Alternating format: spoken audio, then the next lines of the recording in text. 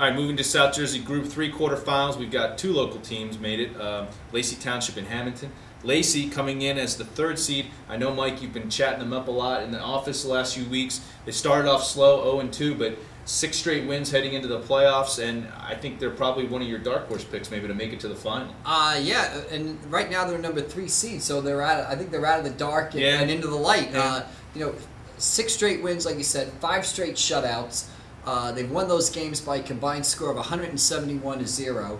Their only 2 losses are to Middletown South and Thompson East, both of who finished up 8-0. So, right. Obviously, Lacey on a roll. Few teams playing as well as them in the playoffs, and they get a Pemberton team that's also playing pretty well. A Pemberton team that's won 3 out of their last 4 games and comes in at the number 6 seed. So.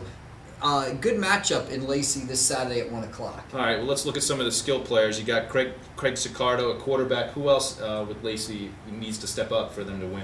Well, you talk about Lacey, I think one of the things they did early in the season is they really came out in a shotgun spread offense and started to try to throw the ball against Thompson East and Middletown South. They didn't have a lot of success.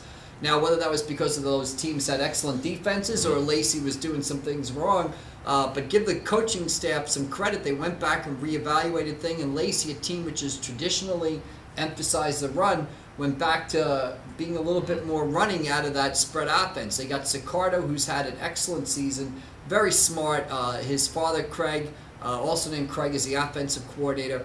Other guy to look for, Jake DeBall at running back, has run for more than 900 yards. Really became that, every year Lacey seems to have an outstanding runner, whether it be Tom Rickmers last year, whether it be Keith Elias 15, 20 years ago, former New York Giant. So DeBall has really stepped forward and been that guy.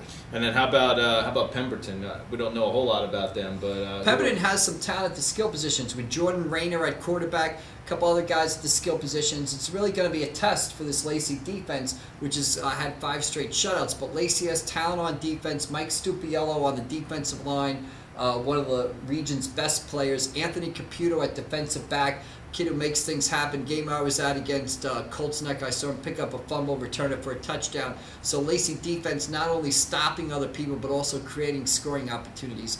Lacey coming in on a roll as the number 3 seed, plus a history of postseason success. They went to the Group 3 final from 2005 to 2007. They won it in 2006. That year they beat Pemberton in the quarterfinals, 28-0.